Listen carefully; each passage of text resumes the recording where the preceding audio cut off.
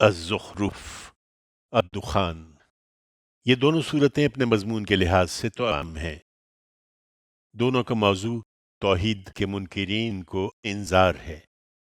پہلی سورہ میں البتہ توحید کے اثبات اور شرک کے ابطال کا پہلو نمایاں ہے، اور دوسری میں انذار کا، جس میں ان لوگوں کے لیے سخت تہدید اور اس تہدید کے دلائل و قرائن کی وضاحت ہے جو توحید کی اس دعوت کو نبی صلی اللہ علیہ وسلم کا افتراء قرار دے رہے تھے، اور اس طرح قرآن کے بارے میں یہ کہہ رہے تھے کہ یہ انہی کا گھڑا ہوا ہے جسے خدا کی کتاب کہہ کر پیش کیا جا رہا ہے۔ قرآن کی عظمت و شان اور اس کے اہتمام نزول کا مضمون اسی رعایت سے بیان ہوا ہے۔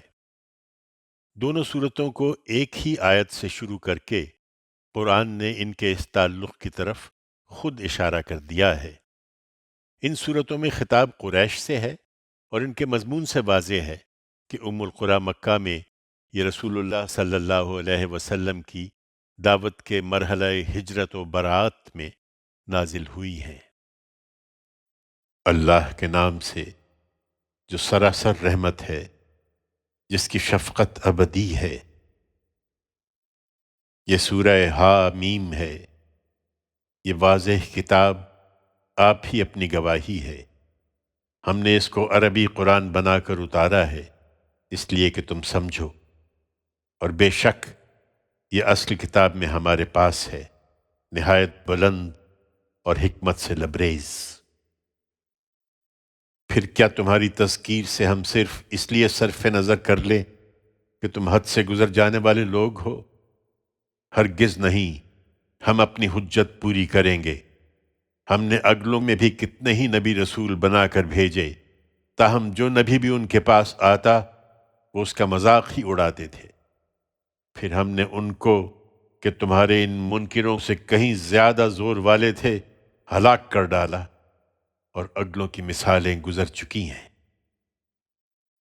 اور اگر تم ان سے پوچھو کہ زمین اور آسمانوں کو کس نے پیدا کیا ہے، تو لازماً یہی جواب دیں گے کہ ان کو خدائے عزیز و علیم نے پیدا کیا ہے۔ وہی جس نے زمین کو تمہارے لیے گہوارہ بنایا اور اس میں تمہارے لیے راستے نکالے کہ تم راہ پاؤ، اور جس نے آسمان سے ایک اندازے کے ساتھ پانی برسایا، پھر اس کے ذریعے سے ہم نے مردہ بستی کو حیات تازہ بخش دی۔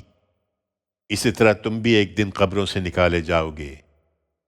اور جس نے یہ سب قسم قسم کی چیزیں پیدا کی ہیں، اور تمہارے لیے کشتیاں اور چوپائے بنائے ہیں جن پر تم سوار ہوتے ہو کہ ان کی پیٹھ پر اطمینان سے بیٹھو، پھر جب ان پر اطمینان سے بیٹھ جاؤ تو اپنے رب کی نعمت کو یاد کرو اور کہو کہ پاک ہے وہ ذات جس نے ان کو ہماری خدمت میں لگا دیا۔ ہم ایسے نہیں تھے کہ ان کو اپنے قابو میں کر لیتے، یقیناً ہم اپنے پروردگار ہی کی طرف لوٹنے والے ہیں۔ یہ سب جانتے اور مانتے ہوئے بھی انہوں نے خدا کے بندوں میں سے بعض کو اس کا جز بنا ڈالا ہے۔ حقیقت یہ ہے کہ انسان کھلا ہوا ناشکرا ہے۔ کیا اپنی مخلوقات میں سے اس نے اپنے لیے بیٹیاں پسند کیں اور تم کو بیٹے دے کر نوازا ہے؟ اور ان کا اپنا حال یہ ہے کہ جب ان میں سے کسی کو اس چیز کی خوشخبری دی جاتی ہے جس کی تہمت خدائے رحمان پر رکھتا ہے تو اس کا چہرہ سیاہ پڑ جاتا ہے اور وہ گھٹا گھٹا رہنے لگتا ہے، اور سوچتا ہے کہ کیا وہ پیدا ہوئی ہے جو زیوروں میں پلتی اور مخاصمت کے موقعوں پر گویا بے زبان ہوتی ہے۔ ان پر افسوس، انہوں نے فرشتوں کو جو خدائے رحمان کے بندے ہیں بیٹیاں بنا دیا۔ کیا یہ ان کی پیدائش کے وقت موجود تھے؟ ان کی یہ گواہی اب لکھ لی جائے گی اور انہیں اس کی جواب دہی کرنی ہوگی۔ کہتے ہیں کہ اگر خدائے رحمان چاہتا تو ہم ان کی پرستش نہ کرتے۔ ان کو اس معاملے کا کوئی علم نہیں ہے، یہ محض تیر تکے لڑاتے ہیں۔ کیا ہم نے اس سے پہلے کوئی کتاب انہیں دی تھی کہ اپنی اس حماقت کے لیے یہ اس کی دلیل پکڑے ہوئے ہیں؟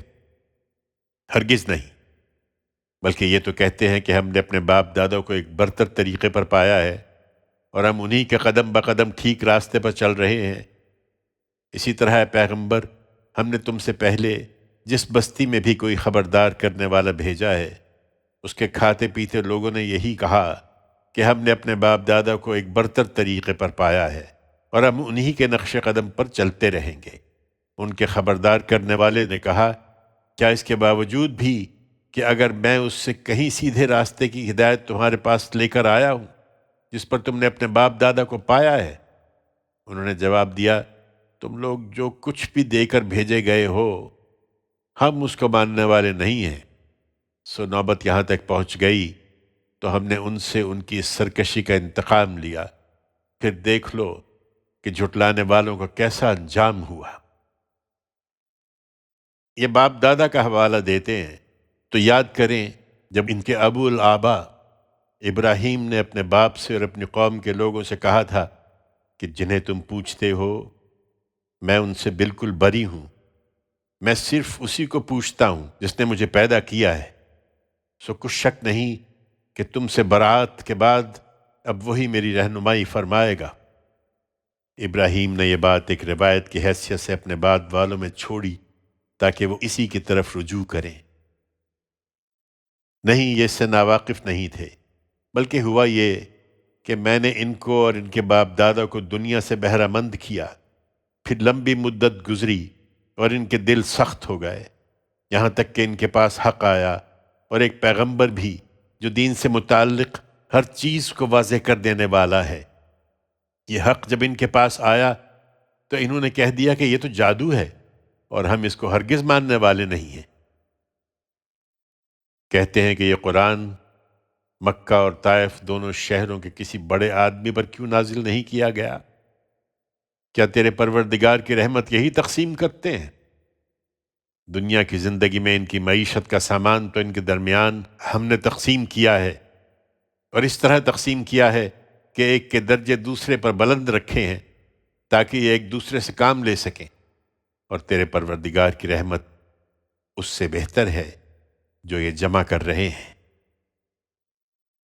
کہ اس پر مغرور نہ ہوں، اگر یہ اندیشہ نہ ہوتا کہ سب لوگ ایک ہی طریقے کے ہو جائیں گے اور کوئی ایمان پر نہیں رہے گا، تو جو لوگ خدائے رحمان کے منکر ہو رہے ہیں ان کے گھروں کی چھتیں ہم چاندی کی کر دیتے، اور زینے بھی جن پر وہ چڑھتے، اور ان کے گھروں کے دروازے اور ان کے تخت جن پر وہ تکیے لگا کر بیٹھتے، بلکہ چاندی ہی نہیں سونے کے بھی۔ حقیقت یہ ہے کہ یہ سب چیزیں تو محض دنیا کی زندگی کا سامان ہیں، اور آخرت اے پیغمبر تیرے پروردگار کے ہاں صرف ان کے لیے ہے جو خدا سے ڈرنے والے ہیں۔ ان پر افسوس، یہ رحمان سے غافل ہیں، اور جو رحمان کی یاد سے منہ موڑ لے اس پر ہم ایک شیطان مسلط کر دیتے ہیں، پھر وہ اس کا رفیق بن جاتا ہے۔ اس میں شبہ نہیں کہ ایسے لوگوں کو یہ شیاطین اللہ کی راہ سے روکتے ہیں، اور وہ اپنی جگہ یہ سمجھ رہے ہوتے ہیں کہ وہ ٹھیک جا رہے ہیں، یہاں تک کہ اس طرح کا ہر شخص جب ہمارے پاس آئے گا تو اپنے شیطان سے کہے گا کہ کاش میرے اور تمہارے درمیان مشرق کے دونوں کناروں کی دوری ہوتی، سو کیا ہی برا رفیق ہوگا۔ کہا جائے گا، لوگو جب تم نے دنیا میں اپنی جان پر ظلم ڈھائے ہیں تو آج یہ بات تمہارے لیے کچھ بھی نافع نہیں ہے کہ اب تم لوگ عذاب میں ایک دوسرے کے شریک ہو۔ یہ اندھے اور بہرے ہو چکے ہیں اے پیغمبر، پھر کیا تم بہروں کو سناؤ گے یا اندھوں کو راہ دکھاؤ گے، اور ان کو جو کھلی گمراہی میں پڑے ہیں؟ اب اگر ہم تمہیں اٹھا بھی لیں تو یہ چھوٹ نہیں جائیں گے، اس لیے کہ ہم نے فیصلہ کر رکھا ہے کہ ہم ان سے لازماً بدلہ لیں گے، یا جس عذاب کا وعدہ ہم نے ان سے کیا ہے وہ تمہارے اس دنیا میں ہوتے ہوئے تم کو لا دکھائیں تو اس میں بھی کچھ مشکل نہیں، اس لیے کہ ہم ان پر پوری قدرت رکھتے ہیں۔ سو انہیں چھوڑو اور اس کتاب کو مضبوطی سے تھامے رکھو جو تمہاری طرف وحی کی گئی ہے، یقیناً تم ایک سیدھی راہ پر ہو۔ اس میں کچھ شک نہیں کہ یہ تمہارے اور تمہاری قوم کے لیے ایک یاد دہانی ہے، اور آگے تم سب کو اس کی جواب دہی کرنی ہے۔ تم سے پہلے ہم نے اپنے جو رسول بھی بھیجے ہیں ان سے پوچھ دیکھو، کیا ہم نے خدائے رحمان کے سوا کچھ دوسرے معبود بھی ٹھہرائے ہیں کہ ان کی پرستش کی جائے؟ ہم نے موسیٰ کو بھی اسی طرح اپنی نشانیوں کے ساتھ فرعون اور اس کے آیان کی طرف بھیجا تھا، تو اس نے انہیں دعوت دی کہ میں پروردگار عالم کا رسول ہوں۔ پھر جب وہ ہماری نشانیوں کے ساتھ ان کے پاس آیا تو وہ ان کی ہنسی اڑانے لگے، اور ہم ایک پر ایک جو نشانی بھی انہیں دکھاتے تھے وہ دوسری سے بڑھ کر ہی ہوتی تھی، اور ہم نے ان کو عذاب میں بھی پکڑا اس لیے کہ وہ رجوع کریں۔ ہر عذاب کے موقع پر وہ کہتے تھے کہ اے ساحر، اپنے پروردگار سے اس عہد کی بنا پر جو اس نے تم سے کر رکھا ہے ہمارے لیے دعا کرو، اب ہم ضرور راہ پر آ جائیں گے۔ پھر جب وہ عذاب ہم ان سے ٹال دیتے تو اسی وقت وہ عہد توڑ دیتے تھے۔ اس سے جب لوگوں میں بے چینی پیدا ہونے لگی تو فرعون نے اپنی قوم میں منادی کرائی۔ اس نے کہا، میری قوم کے لوگوں، کیا مصر کی بادشاہی میری نہیں ہے، اور یہ نہریں بھی کہ میرے نیچے بہہ رہی ہیں؟ پھر کیا تم دیکھتے نہیں ہو؟ یہ بہتر ہے یا میں اس شخص سے بہتر ہوں جو ایک بے وقت آدمی ہے اور اپنی بات بھی کھول کر بیان نہیں کر سکتا؟ اگر یہ پیغمبر ہے تو ایسا کیوں نہیں ہوا کہ اس کے لیے اوپر سے سونے کے کنگن اترے ہوتے یا اس کے ساتھ پرے باندھے ہوئے فرشتے آتے؟ سو اس نے اپنے قوم کی عقل کھو دی اور وہ اس کے کہے میں آ گئے۔ بے شک وہ نافرمان لوگ تھے، چنانچہ اپنی نافرمانیوں سے جب انہوں نے ہمیں غضبناک کر دیا تو ہم نے ان سے انتقام لیا اور ان سب کو غرق کر دیا اور ان کو ایک قصہ ماضی اور بعد والوں کے لیے نمونہ عبرت بنا دیا۔ اور جب انہی حقائق کی یاد دہانی کے لیے ابن مریم کی مثال دی جاتی ہے تو تمہاری قوم کے لوگ اس پر چیخنے لگتے ہیں اور کہتے ہیں کہ اس کے پیرو بھی تو اسے اپنے معبود سمجھتے ہیں۔ پھر ہمارے معبود اچھے ہیں یا وہ تمہارے سامنے یہ بات محض کج بحثی کے لیے اٹھاتے ہیں، بلکہ یہ ہے ہی جھگڑالو لوگ۔ وہ ایک بندہ ہی تھا جس پر ہم نے اپنا فضل فرمایا اور بنی اسرائیل کے لیے اس کو اپنی قدرت کی ایک مثال بنایا۔ اور تمہیں کیا خبر کہ ہماری قدرت کس قدر بے پایاں ہے؟ اگر ہم چاہتے تو تمہارے اندر سے فرشتے پیدا کر دیتے جو زمین میں تمہاری جگہ آ جاتے۔ ان سے کہو اے پیغمبر کہ یقیناً وہ قیامت کی ایک بڑی دلیل ہے، تو اس کے برپا ہونے میں شک نہ کرو اور میری پیروی کرو، یہی سیدھی راہ ہے، اور شیطان تم کو اس راہ سے روکنے نہ پائے۔ حقیقت یہ ہے کہ وہ تمہارا کھلا ہوا دشمن ہے۔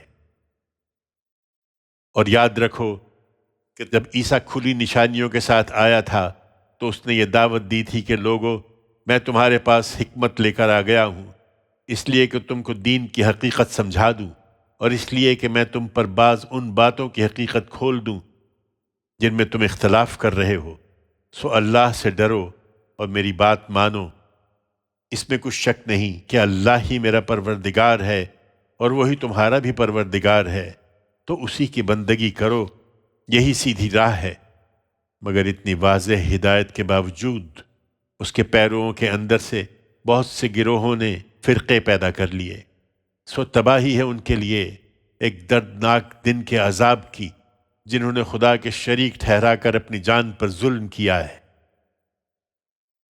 انہیں اب ان کے حال پر چھوڑو اے پیغمبر، یہ تو قیامت ہی کے منتظر ہیں کہ یکایک ان پر آ جائے اور ان کو خبر بھی نہ ہو۔ انہیں بتاؤ کہ اپنے شریکوں کے بھروسے پر نہ رہیں، اس دن خدا سے ڈرنے والوں کے سوا تمام دوست ایک دوسرے کے دشمن بن جائیں گے۔ میرے بندو، آج نہ تمہیں کوئی اندیشہ ہے اور نہ تم آزردہ خاطر ہوگے۔ یہ جو ہماری آیتوں پر ایمان لائے اور فرما بردار رہے، تم اور تمہارے ہم مشرب سب جنت میں داخل ہو جاؤ، تمہیں خوش کر دیا جائے گا۔ ان کے آگے سونے کی رکابیاں اور سونے کے پیالے گردش میں ہوں گے، اور اس میں وہ سب چیزیں ہوں گی جو دل کو بھاتی اور نگاہوں کو لذت دینے والی ہوں گی، اور ان کو مژدہ سنایا جائے گا کہ تم اس میں ہمیشہ رہو گے۔ یہ وہ جنت ہے جس کے تم اپنے اعمال کے صلے میں وارث بنائے گئے ہو، اور تمہارے لیے اس میں کثرت سے میوے ہوں گے جن میں سے تم کھاؤ گے۔ یہ مجرمین البتہ ہمیشہ جہنم کے عذاب میں رہیں گے، وہ ان سے ہلکا نہیں کیا جائے گا، اور یہ اس میں مایوس پڑے رہیں گے۔ ان پر ہم نے ظلم نہیں کیا، بلکہ یہ خود ہی اپنے اوپر ظلم کرتے رہے، اور یہ جہنم کے داروغے کو پکاریں گے کہ اے مالک، کوئی ایسی صورت ہو کہ تیرا پروردگار ہمارا کام ہی تمام کر دے۔ وہ جواب دے گا کہ ہرگز نہیں، اب تم کو اسی حال میں رہنا ہے۔ قریش کے لوگو، ہم تمہارے پاس حق لے کر آئے ہیں، لیکن تم میں اکثر کا حال یہ ہے کہ حق سے بیزار ہیں۔ کیا انہوں نے کوئی بات ٹھان لی ہے تو یقیناً ہم بھی ٹھان لیں گے۔ کیا یہ خیال کرتے ہیں کہ پیغمبر کے خلاف ہم ان کے رازوں اور ان کی سرگوشیوں کو سن نہیں رہے ہیں؟ کیوں نہیں؟ اور ہمارے فرشتادے ان کے پاس لکھ بھی رہے ہیں۔ ان سے کہہ دو اے پیغمبر کہ اگر خدائے رحمان کی کوئی اولاد ہو تو سب سے پہلا اس کی عبادت کرنے والا میں ہوں گا۔ زمین اور آسمانوں کے پروردگار، عرش بری کا مالک ان سب باتوں سے پاک ہے جو یہ بیان کرتے ہیں، سو ان کو چھوڑو، یہ بالفضولی اور ہنسی مسخری کر لیں یہاں تک کہ اپنے اس دن سے دوچار ہو جائیں جس کی انہیں وعید سنائی جا رہی ہے۔ وہی اکیلا آسمان میں بھی الہ ہے اور وہی زمین میں بھی الہ ہے، اور وہی حکیم و علیم ہے۔ بڑی بابرکت ہے وہ ذات جس کے اختیار میں زمین اور آسمانوں اور ان کے درمیان ہر چیز کی بادشاہی ہے۔ اسی کے پاس قیامت کا علم ہے اور اسی کی طرف تم لوٹائے جاؤ گے۔ اس کے علاوہ یہ جنہیں پکارتے ہیں وہ شفاعت کا کوئی اختیار نہیں رکھتے، ہاں جو حق کی گواہی دیں گے اور وہ اس کو جانتے بھی ہوں گے۔ اگر تم ان سے پوچھو کہ انہیں کس نے پیدا کیا ہے تو ضرور کہیں گے کہ اللہ نے، پھر کہاں بھٹک جاتے ہیں؟ اور وہ اپنی اس بات سے گواہی دیں گے کہ اے رب، یہ لوگ ہیں کہ ایمان لانے والے نہ ہوئے، سو ان کو نظر انداز کرو اور کہہ دو کہ میرا سلام ہے، پھر یہ عنقریب جان لیں گے۔